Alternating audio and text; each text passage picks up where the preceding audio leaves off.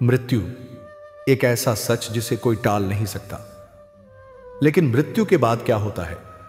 क्या आत्मा यूं ही विलीन हो जाती है या उसके साथ शुरू होती है एक और यात्रा, एक अदृश्य रहस्यमयी यात्रा?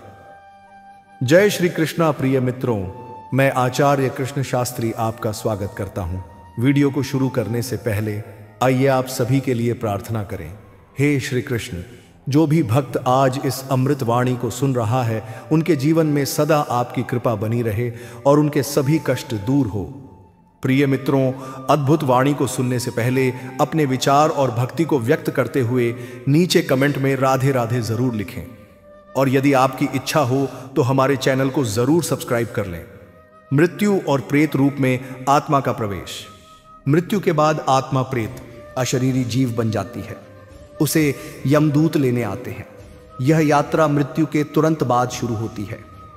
यमदूतों का आगमन। यमदूत काले, भयानक, क्रूर और अति भयावह रूप में आते हैं। वे जीव को उसके शरीर से अलग करते हैं और एक लंबी और पीड़ादायक यात्रा पर ले जाते हैं। 48 मिनट से 13 दिन तक की स्थिति। इन 13 दिनों में आत्मा को एक अस्थायी रूप मिलता है जिसे सूक्ष्म शरीर कहा जाता है। वह अपने मृत शरीर, रिश्तेदारों और जीवन के कर्मों को देखता है। पिंडदान, तर्पण और श्राद्ध से आत्मा को थोड़ी शांति मिलती है। 13वें दिन से 17 दिन तक यमराज की ओर यात्रा की शुरुआत। अब आत्मा को यमलोक की ओर नरक यात्रा करनी होती है, एक दुष्कर और भयानक मार्ग जिसमें वह 16,000 योजन लगभग 2 लाख किलोमीटर की दूरी तय करता है। मार्ग में पड़ने वाले 16 भयानक स्थान। गरुड़ पुराण के अनुसार इस यात्रा में आत्मा को निम्न स्थानों और अनुभवों से गुजरना होता है। एक, तामिस्र, जहां अंधकार और पीड़ा से आत्मा को मानसिक यातना दी जाती है।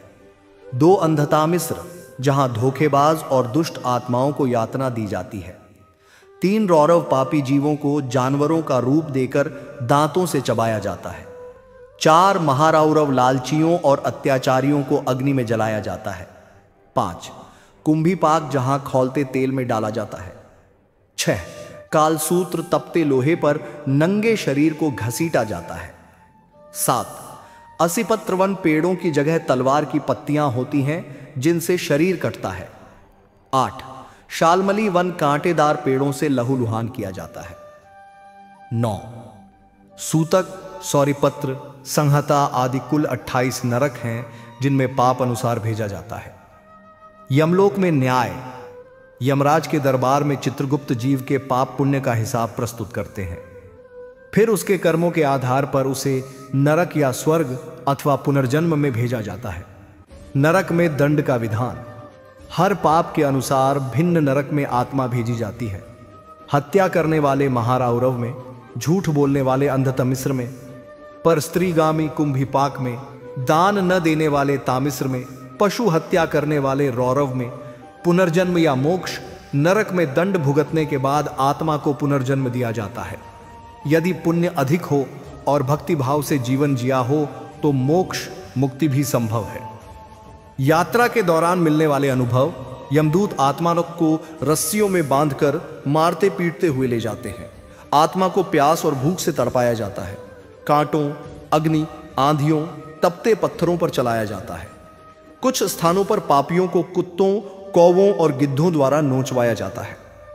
आत्मा को यह एहसास कराया जाता है कि वह शरीर के बिना भी दर्द और यातना को महसूस कर रही है। आत्मा की मानसिक स्थिति। आत्मा अत्यंत भय, ग्लानि और पछतावे में होती है। उसे अपने जीवन के हर एक पाप का दृश्य दिखाया जाता है। बार बार उसे चेताया जाता है कि यदि उसने भक्ति की होती तो वह इस यात्रा से बच सकती थी। नरक के अन्य भयावह नाम गरुड़ पुराण में उल्लिखित। सज्जक, अविचि, लोहमय, जहां अग्नि, तप्त लोहे और खौलते जल से दंड मिलता है। नंदनकानन, स्वर्ग से विपरीत का वर्णन, ताकि जीव को तुलना कर ग्लानि हो। प्रेतलोक, जहां पिंडदान न मिलने पर आत्मा भटकती है। पिंडदान और श्राद्ध का महत्व। गरुड़ पुराण बताता है कि यदि परिजनों ने श्राद्ध, पिंडदान और तर्पण विधि पूर्वक किया हो तो आत्मा की पीड़ा 90% तक कम हो जाती है। बिना पिंडदान के आत्मा प्रेत योनि में फंसी रह सकती है। पुण्य आत्माओं की यात्रा। जो लोग सत्य बोलते हैं, दान करते हैं, भक्ति मार्ग पर चलते हैं, गाय, ब्राह्मण, वृद्धों का सम्मान करते हैं और श्री कृष्ण या भगवान विष्णु की आराधना करते हैं, उनकी आत्मा को यमदूत नहीं छूते। विष्णुदूत उन्हें स्वर्ण विमान में स्वर्ग की ओर ले जाते हैं। मोक्ष मार्ग की शिक्षा। गरुड़ पुराण कहता है कि नरक यातना से बचने का सबसे सरल उपाय है सदाचरण, भक्ति, सत्य मार्ग और विशेष रूप से भगवान विष्णु या श्री कृष्ण का नाम स्मरण। संदेश और उद्देश्य। गरुड़ पुराण का उद्देश्य भय दिखाना नहीं, बल्कि यह चेतावनी देना है कि जीवन क्षणभंगुर है और कर्म शाश्वत हैं। इसलिए आज ही से पवित्र और सेवायुक्त जीवन जीना प्रारंभ करें। नरक यात्रा के 16 प्रमुख पड़ाव। विशेष विवरण। आत्मा को यमलोक पहुंचने से पहले 16 विशेष स्थान पार करने पड़ते हैं, जिनके नाम और विशेषताएं निम्न हैं। 1. विचित्र पथ। पहला मार्ग, जहां आत्मा को अपनी मृत्यु का दृश्य फिर से दिखाया जाता है। 2. शूल मार्ग, कांटों और कांच से भरा मार्ग। 3. तप्त मार्ग, जहां भूमि अग्नि के समान जल रही होती है। 4. करपट पथ, जहां आत्मा को उसके धोखे और छल याद दिलाए जाते हैं। 5. कृष्ण वर्त, एक गहरी भयावह खाई। 6. ताम्रपात्र, जहां तप्त तांबे में आत्मा को फेंका जाता है। 7. भयानक वन, जिसमें शूल, बिच्छू, सर्प और हिंसक जीव होते हैं। 8. धूमपथ, जहां धुएं से आत्मा का दम घुटता है। 9. पिशाच मार्ग, जहां पिशाच। 10. आत्माओं द्वारा डराया जाता है। 10. अग्निदाह क्षेत्र, जहां अग्नि की लपटें आत्मा को जलाती हैं। 11. कुक्कुट नख भूमि, जहां बड़ी चीलें आत्मा को नोचती हैं। 12वां दंड मार्ग, जहां यमदूत लाठी और त्रिशूल से मारते हैं। 13वां वायु तूण्य मार्ग, जहां आत्मा को आंधियों और बवंडरों से उद्दाया जाता है। 14वां भस्म पथ, जहां राख में डूबकर आत्मा भटकती है।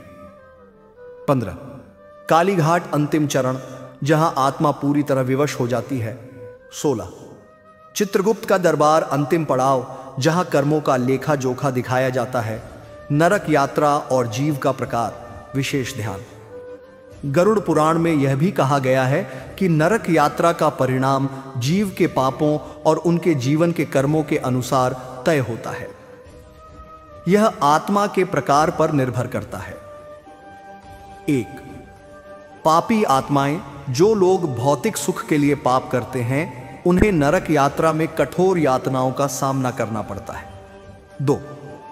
धार्मिक आत्माएं। जो लोग जीवन भर धर्म का पालन करते हैं, वे नरक यात्रा से बच सकते हैं, लेकिन यदि कोई छोटी सी गलती कर लेते हैं तो उसे हल्के दंड के रूप में नरक के भिन्न प्रकारों का सामना करना पड़ता है। 3. भक्त आत्माएं। जो भगवान श्री कृष्ण या अन्य ईश्वर की भक्ति करती हैं, उनके लिए नरक यात्रा की कोई बाधा नहीं होती और वे सीधे स्वर्ग या मोक्ष की ओर जाते हैं। नरक में प्रवेश करने के बाद की स्थिति। गरुड़ पुराण के अनुसार नरक में प्रवेश करने के बाद आत्मा को नरक के रक्षकों यमदूत द्वारा दंड दिया जाता है।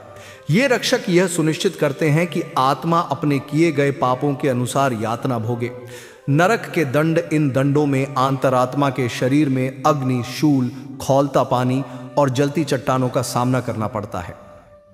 आत्मा के भयावह अनुभव। नरक यात्रा के दौरान आत्मा का अनुभव भूत प्रेतों, राक्षसों और जीवों के रूप में प्रकट होता है।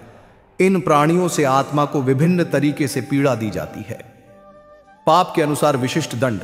गरुड़ पुराण में बहुत सारी विशिष्ट यातनाएं वर्णित हैं, जिन्हें पापों के आधार पर दिया जाता है। मांसाहारी पापी मांसाहार करने वालों को कुंभीपाक नरक में फेंका जाता है, जहां उन्हें उबाले हुए मांस से यातना दी जाती है। माता पिता के साथ बुरा व्यवहार, उन्हें शूल व्रत नरक में डाला जाता है, जहां शरीर पर शूल चुभाए जाते हैं। दूसरों का धन हड़पने वाले अविचे नरक में भेजे जाते हैं, जहां वे निरंतर दुख भोगते हैं। झूठ बोलने वाले इन लोगों को तामिस्र नरक में भेजा जाता है, जहां घोर अंधकार में उन्हें शारीरिक यातना दी जाती है। धर्म के खिलाफ कार्य करने वाले इन लोगों को अग्नि नरक में भेजा जाता है, जहां वे अग्नि में जलते रहते हैं। पापों की संपूर्ण सूची और नरक।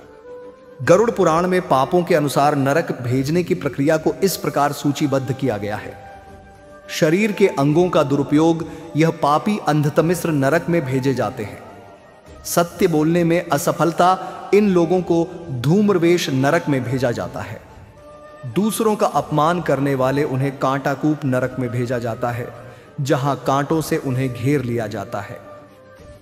आत्महत्या करने वाले, इनको रौरव नरक में भेजा जाता है, जहां शारीरिक पीड़ा की जाती है। तात्विक संदेश और मोक्ष का मार्ग। गरुड़ पुराण के अनुसार नरक यात्रा एक चेतावनी है कि जो लोग बुरे कर्म करते हैं वे जीवन के अंतिम समय में कठिन पीड़ा का सामना करेंगे। इस यात्रा से बचने का सबसे प्रभावी उपाय है ईश्वर की भक्ति, विशेषकर श्री कृष्ण की भक्ति करना, सत्कर्म, सच बोलना, सत्य के मार्ग पर चलना, दान और पुण्य, ब्राह्मणों, गरीबों और अन्नदाता को दान करना, प्रायश्चित और तप, पापों का प्रायश्चित करने के लिए तपस्या और धार्मिक कार्यों में लगना। गरुड़ पुराण का आखिरी संदेश। गरुड़ पुराण के अंतिम हिस्से में यह संदेश दिया गया है कि जीवन का सबसे महत्वपूर्ण उद्देश्य भक्ति और धर्म का पालन करना है, क्योंकि यही आत्मा को नरक की यातनाओं से मुक्त कर सकता है और मोक्ष प्राप्त करवा सकता है। यस्य स्मरण मात्रेण यमराज भी दूर भाग जाते हैं, अर्थात जो व्यक्ति अपने जीवन में श्री कृष्ण का ध्यान करता है, उसका कोई भी पाप उसे नरक की यातनाओं तक नहीं पहुंचा सकता। यह 7 अवस्थाएं आत्मा के जीवन यात्रा के विभिन्न चरणों को स्पष्ट करती हैं और प्रत्येक अवस्था के माध्यम से आत्मा के कर्मों और मार्गदर्शन का महत्व उजागर होता है। गरुड़ पुराण के अनुसार ये अवस्थाएं आत्मा की शुद्धि, विकास और अंतिम एकात्मता की ओर कदम बढ़ाने के संकेत हैं। यहां फिर से इन अवस्थाओं का सार प्रस्तुत किया गया है। 1. मृत्यु के पश्चात शरीर का छूटना, शरीर का त्याग। आत्मा जब शरीर को छोड़ देती है तब उसकी यात्रा की शुरुआत होती है, जो अगले शरीर में पुनः स्थान लेने के लिए मार्गदर्शित होती है। 2. यमदूतों द्वारा आत्मा का ग्रहण। यदि आत्मा पापी होती है तो यमदूत उसे नरक की ओर ले जाते हैं, जहां उसे पापों का परिणाम भुगतने के लिए यातनाएं दी जाती हैं। 3. नरक में यातनाएं और प्रायश्चित। आत्मा को नरकों में यातनाएं भोगने के बाद पापों का प्रायश्चित करने का अवसर मिलता है और यह शुद्धि का समय होता है। 4. पुण्य कर्मों के फल का अनुभव। पुण्यात्माएं स्वर्गलोक में जाते हुए अपने पुण्य कर्मों का फल प्राप्त करती हैं, जहां उन्हें शांति और सुख का अनुभव होता है। 5. पुनर्जन्म। आत्मा के कर्मों के अनुसार वह पुनः जन्म लेती है। यह जन्म उसके पापों और पुण्य कर्मों के आधार पर निर्धारित होता है। 6. मुक्ति का मार्ग, मोक्ष।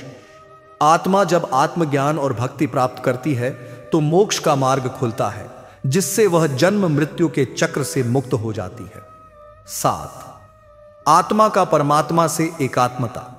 यह अंतिम अवस्था है जहां आत्मा परमात्मा के साथ एक हो जाती है, शाश्वत शांति प्राप्त करती है और किसी और जन्म की आवश्यकता नहीं रहती। मुख्य 28 नरकों से इतर अन्य नरक लोकों की व्याख्या। गरुड़ पुराण के अनुसार नरकों की संख्या केवल 28 तक सीमित नहीं है। विष्णु पुराण, भागवत पुराण और अन्य शास्त्रों में बताया गया है कि पाप की प्रकृति के अनुसार अनगिनत उपनरक या नरक कोष भी होते हैं। उपनरक या सहायक नरक लोक, ये 28 प्रमुख नरकों के भीतर या उनके आसपास स्थित होते हैं। प्रत्येक प्रमुख नरक में कई कोष्ठक कक्ष होते हैं, जिनमें विशेष प्रकार के पापियों को रखा जाता है। जैसे रौरव नरक में भीषण हिंसा करने वालों को भेजा जाता है, पर इसके अंदर कई अन्य कक्ष होते हैं जिनमें अलग अलग प्रकार की हिंसा करने वाले पापी जाते हैं। 2. समय आधारित नरक। कुछ पापों का दंड काल अनुसार बदलता है। जैसे किसी पापी को 100 वर्षों तक अग्नि में जलना होता है, फिर 200 वर्षों तक बर्फ की पीड़ा सहनी होती है। ये समय चक्र आधारित नरक एक प्रकार की पुनरावृत्त नरक यात्रा प्रदान करते हैं। 3.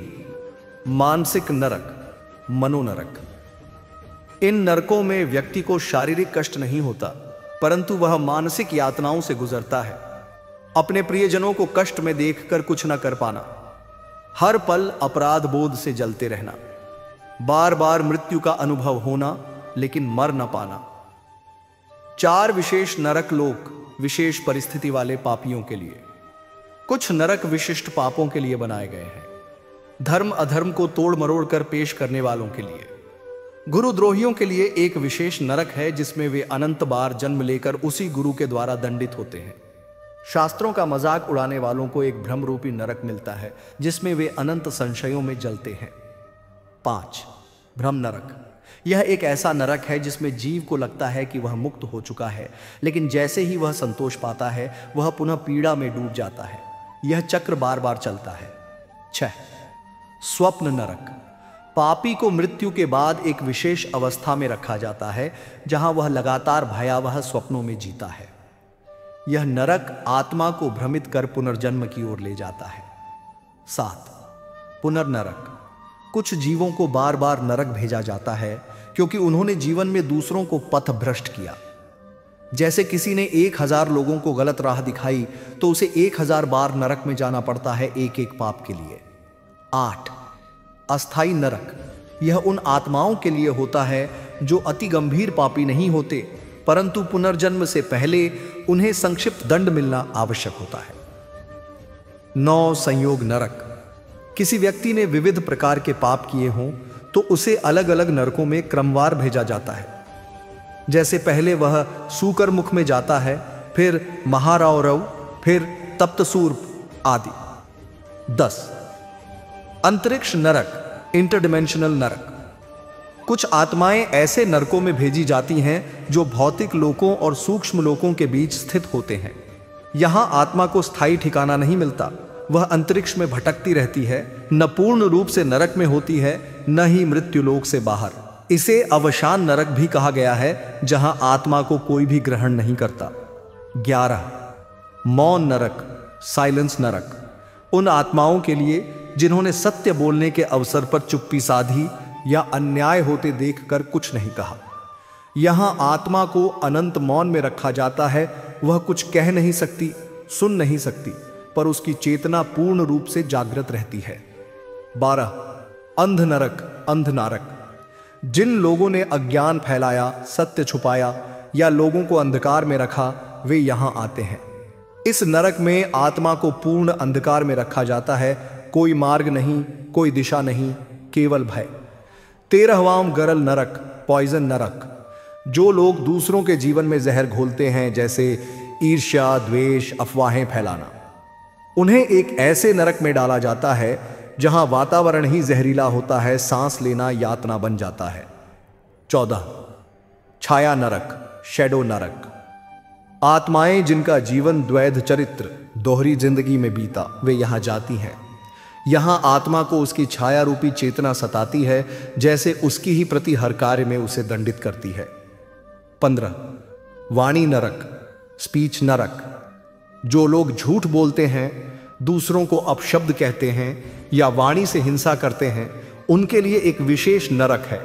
इसमें आत्मा की जीभ अग्नि के रूप में प्रतीत होती है जो उसे स्वयं जलाती है। 16वां नरक वेस्टेड लाइफ नरक।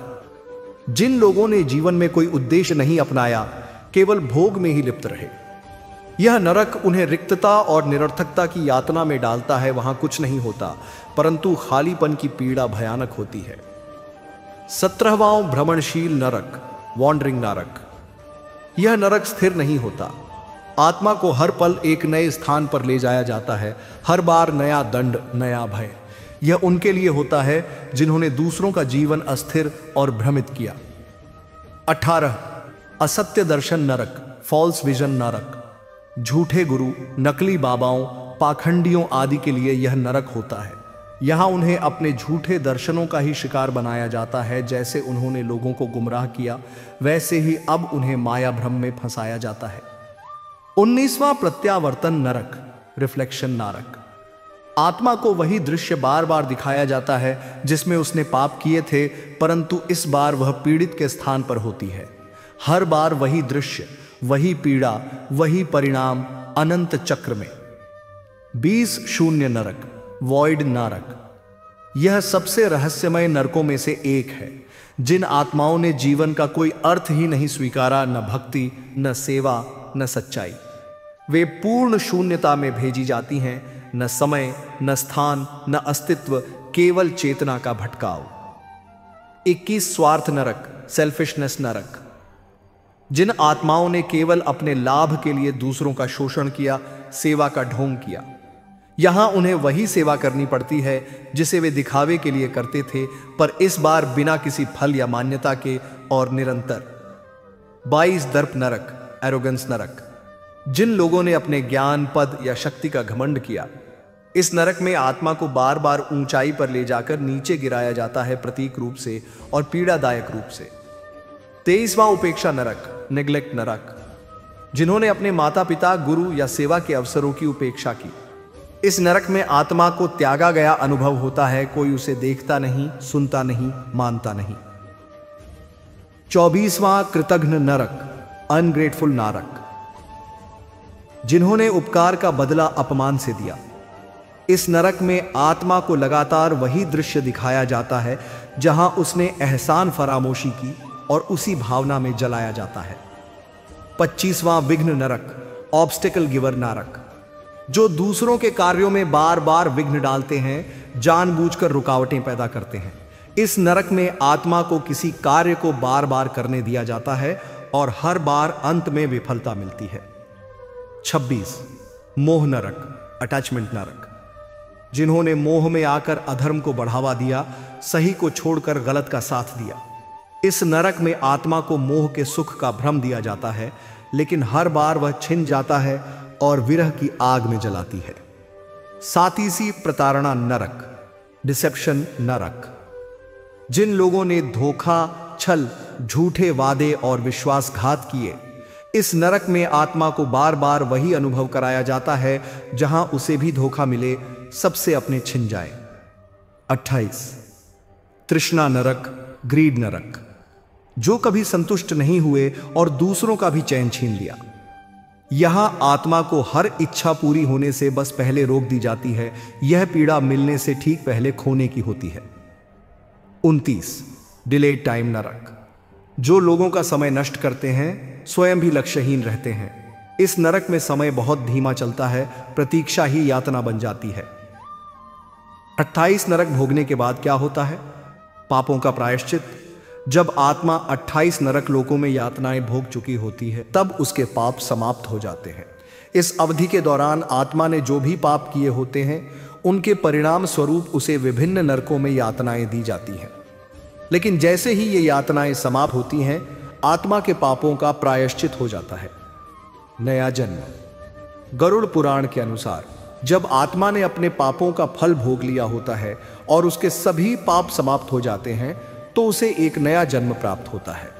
इस जन्म में आत्मा के कर्मों के अनुसार वह या तो मानव योनि में जन्म ले सकती है, या यदि पुण्य अर्जित हुआ हो तो उसे उच्च योनि या स्वर्गलोक में स्थान मिल सकता है। स्वर्ग की ओर मार्ग।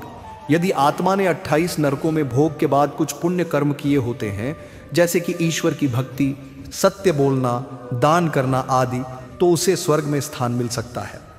गरुड़ पुराण में यह भी बताया गया है कि भगवान की भक्ति और पुण्य कार्यों से आत्मा को स्वर्गलोक में विश्राम और आनंद की प्राप्ति होती है। मोक्ष की प्राप्ति। यदि आत्मा ने गहरे ज्ञान और भक्ति के साथ अपने कर्मों का प्रायश्चित किया है, तो वह मोक्ष की प्राप्ति भी कर सकती है। मोक्ष का अर्थ है जन्म मृत्यु के चक्र से मुक्ति और परमात्मा के साथ एकात्मता। मोक्ष प्राप्ति के बाद आत्मा को जन्म और मृत्यु के पुनरावृत्त होने का कोई डर नहीं रहता और वह सर्वदा सुखी रहती है। पुनर्जन्म की संभावना। हालांकि 28 नरक लोकों का भोग समाप्त होने के बाद आत्मा के पाप समाप्त हो जाते हैं, लेकिन यदि उस आत्मा ने बहुत अधिक पाप किए हैं और उसने अपनी यात्रा के दौरान प्रायश्चित नहीं किया है, तो उसे फिर से एक नए जन्म के लिए भेजा जा सकता है। ऐसे में आत्मा को अपने अगले जन्म में अच्छे कर्मों को करने का अवसर मिलता है, ताकि वह पुनः नरक की यातनाओं से बच सके। यमदूतों का अंतिम निर्देश।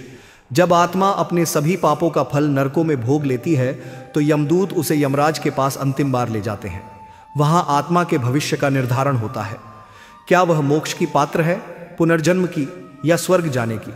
यह निर्णय पूरी तरह उसके कर्मों और भोगे हुए फल पर आधारित होता है। आत्मा की चेतना में परिवर्तन। नरकों की यातनाएं केवल शारीरिक या मानसिक नहीं होती, वे आत्मा को गहरे स्तर पर झकझोरती हैं। इसलिए इन अनुभवों के बाद आत्मा की चेतना अधिक परिपक्व हो जाती है। कई बार यह चेतना ही अगले जन्म में उसके अच्छे कर्मों की प्रेरणा बनती है। आध्यात्मिक पुनर्जागरण। कुछ आत्माएं जो अत्यधिक कष्टों के बाद भी भीतर से ईश्वर को स्मरण करती हैं, उन्हें एक आध्यात्मिक पुनर्जागरण की अवस्था प्राप्त होती है। उनके अगले जन्म में वे सत्संग, साधना और आत्मज्ञान की ओर स्वतः आकर्षित हो जाती हैं। आत्मा की सीख। हर नरक की पीड़ा एक प्रकार की सीख है। आत्मा हर पीड़ा के साथ एक संदेश ग्रहण करती है, जैसे कि झूठ बोलने पर कैसी सजा होती है, चोरी पर क्या होता है, परनिंदा के क्या परिणाम होते हैं। ये सीखें अगली यात्रा में आत्मा के आचरण को प्रभावित करती हैं। विशेष योनि में जन्म। कुछ विशेष पापों के लिए गरुड़ पुराण बताता है कि आत्मा को पशु, पक्षी या कीट की योनि भी मिल सकती है। वहां वह सीमित चेतना में जीती है, लेकिन पापों से मुक्ति के बाद उसे धीरे धीरे मानव योनि की ओर बढ़ने का अवसर मिलता है। कर्मों का शेष लेखा जोखा। यदि किसी आत्मा ने पिछले जन्मों में कुछ पुण्य भी किए होते हैं जो अभी फलित नहीं हुए, तो नरक भोग के बाद वह शेष पुण्यों के अनुसार आगे की यात्रा तय करती है। इस संतुलन पर निर्भर करता है कि आत्मा को स्वर्ग मिलेगा, पुनर्जन्म या कोई विशेष मार्ग। आत्मा को विश्राम का अवसर। कई बार पाप भोगने के बाद आत्मा को सीधे पुनर्जन्म नहीं दिया जाता, बल्कि वह कुछ समय के लिए पितृलोक या अन्य मध्यलोकों में विश्राम प्राप्त करती है। वहां वह पूर्वजों से मिल सकती है या आत्मचिंतन करती है। आत्मा की याचना। गरुड़ पुराण में वर्णन है कि जब आत्मा अत्यधिक यातना झेल चुकी होती है, तब वह भगवान से करुणा की याचना करती है। यदि वह सच्ची प्रार्थना होती है तो देवगण या ऋषि मुनि उसकी अगली यात्रा को सरल बना सकते हैं। पुनर्जन्म में परीक्षा। पाप भोग चुकी आत्मा को अगले जन्म में अच्छे कर्मों का अवसर जरूर मिलता है, लेकिन कभी कभी उसकी परीक्षा भी होती है। क्या वह इस बार लालच, क्रोध और मोह से ऊपर उठ सकती है या फिर से उसी चक्र में फंस जाएगी? आत्मा के विकास की गति। हर आत्मा का मोक्ष पाना एक लंबी यात्रा है। नरक भोगना उस यात्रा का कठिन लेकिन शिक्षाप्रद चरण होता है। जो आत्मा सीख लेती है वह तेजी से ऊपर उठती है, जो नहीं सीखती उसकी गति धीमी हो जाती है। परिजनों का प्रभाव। अगर मृत आत्मा के परिजनों ने पिंडदान, श्राद्ध या भगवद गीता पाठ आदि किए हों, तो वह आत्मा की यातना को कम कर सकते हैं। गरुड़ पुराण में यह विशेष रूप से बताया गया है कि जीवितों के कर्म मृत आत्मा पर प्रभाव डालते हैं। दैवी मार्गदर्शन। जब आत्मा अपने कर्मों से पूरी तरह थक चुकी होती है और भीतर से परमात्मा को पुकारती है, तब कभी कभी उसे दैवी मार्गदर्शन प्राप्त होता है। यह मार्गदर्शन उसे अगले जीवन में सद्गुरु, संत या सत्संग के रूप में मिलता है। आत्मा की चेतन स्मृति। हालांकि आत्मा को नया जन्म लेते ही पूर्व जन्म की स्मृति नहीं रहती, पर नरक की पीड़ाओं का सूक्ष्म प्रभाव उसकी चेतना में रह जाता है। यही कारण है कि कुछ लोग जन्म से ही संयमी, धार्मिक या सत्संगी प्रवृत्ति के होते हैं। विशेष दंड से बचाव। अगर किसी आत्मा के परिजनों ने उसके लिए गंगा जल, तुलसी दल, गीता पाठ या विशेष यज्ञ आदि किए हों, तो कई बार वह कुछ अत्यधिक भयानक नरकों की यातना से बच जाती है। ये कर्म आत्मा के लिए सुरक्षा कवच बन जाते हैं। पुनः मार्ग भटकने का अख्तरा। हालांकि आत्मा नरक भुगत कर आती है, लेकिन नया शरीर और नया संसार उसे फिर से मोह माया में डाल सकता है। अगर वह सतर्क न रहे तो वही चक्र दोहराया जा सकता है। इसलिए अगला जन्म अवसर होता है, गारंटी नहीं। आत्मा की पुकार और ईश्वर की कृपा। कभी कभी अत्यंत गहन पीड़ा के बीच आत्मा जिस क्षण सच्चे भाव से ईश्वर को पुकारती है, वही क्षण उसका मोक्ष या उन्नति का कारण बन सकता है। यह श्री कृष्ण के उस वचन को सत्य करता है, स्मरण मात्र से भी मैं अपने भक्त को मुक्त करता हूं। स्वयं सूक्ष्म शरीरी थकावट। नरक भोगने के दौरान आत्मा केवल स्थूल पीड़ा नहीं सहती, बल्कि उसका सूक्ष्म शरीर, लिंग शरीर भी अत्यधिक थकावट और क्षरण का अनुभव करता है। इस कारण जब वह पुनर्जन्म के लिए भेजी जाती है तो उसे विशेष ऊर्जा संचित करनी पड़ती है। यह ऊर्जा भक्ति, सत्कर्म या विशेष विधियों से मिलती है। यमराज की करुणा। गरुड़ पुराण के अनुसार यमराज केवल दंडाधिकारी नहीं बल्कि न्याय और करुणा के प्रतीक भी हैं। यदि आत्मा सच्चे पश्चाताप और भक्ति के भाव में होती है तो यमराज उसे पुनः मनुष्य जन्म देकर एक और अवसर प्रदान करते हैं। पुण्यात्माओं द्वारा सहायता। कभी कभी किसी आत्मा को नरक से निकलते समय ऐसे दिव्य आत्माओं की सहायता मिलती है जिन्होंने पूर्व में उसके लिए दान, जप या ध्यान किया हो। इन पुण्य आत्माओं की कृपा से आत्मा को अच्छा पुनर्जन्म या तीव्र आध्यात्मिक प्रगति मिलती है। पितृऋण का प्रभाव। कुछ आत्माएं नरक भुगतने के बाद भी तब तक मुक्त नहीं हो पाती जब तक उन्होंने अपने पितरों के ऋण को पितृऋण का भुगतान न कर दिया हो। यह ऋण माता पिता, पूर्वजों या कुल की आत्माओं के प्रति कर्तव्य पुनर्जन्म में पूरा करना होता है। चेतना का द्वार। नरकों की पीड़ा आत्मा को उसकी अज्ञानता का बोध कराती है। जब वह यह समझती है कि यह सब उसके अविवेक और माया से भ्रमित कर्मों का फल है, तभी उसके भीतर ज्ञान का द्वार खुलने लगता है। अंतिम रूपांतरण की संभावना। कुछ विशेष आत्माएं जो अत्यधिक नरक पीड़ा झेल चुकी होती हैं और उस दौरान पूर्ण समर्पण की भावना से भगवान को पुकारती हैं, उन्हें अगला जन्म नहीं मिलता बल्कि उन्हें दैविक मार्ग से मोक्ष या ब्रह्मलोक की प्राप्ति होती है। यह दुर्लभ स्थिति होती है लेकिन संभव है। कि साक्षी बनना। नरकों के बाद आत्मा को यह अनुभव होता है कि उसने स्वयं ही अपने कर्मों से अपना भाग्य बनाया। यह बोध आत्मा को अगले जन्म में अधिक सजग, आत्मजागरूक और कर्मनिष्ठ बना सकता है। मृत्यु से पूर्व की छवि का प्रभाव। गरुड़ पुराण में उल्लेख है कि जिस प्रकार की भावना या चेतना में आत्मा ने शरीर त्यागा होता है, भय, क्रोध, भक्ति या शांति, उसका प्रभाव नरक भोग के बाद के मार्ग पर भी पड़ता है। यह अंतिम भाव आत्मा की दिशा तय करता है।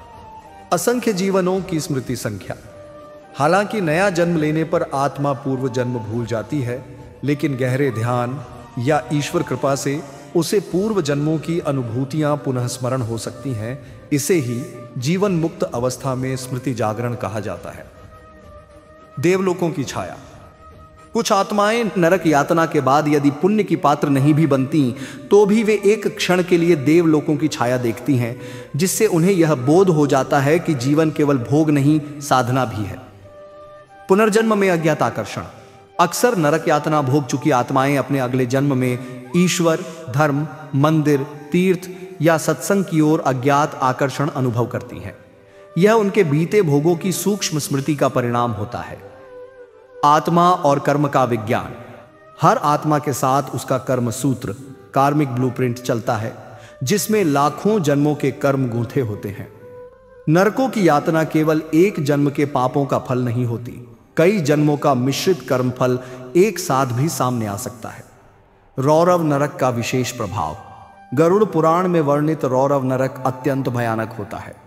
वहां से लौटने वाली आत्माएं आमतौर पर अगले जन्म में किसी गूढ़ तपस्वी, विरक्त या त्यागी जीवन की ओर जाती हैं, क्योंकि वे संसार की माया से पूर्णता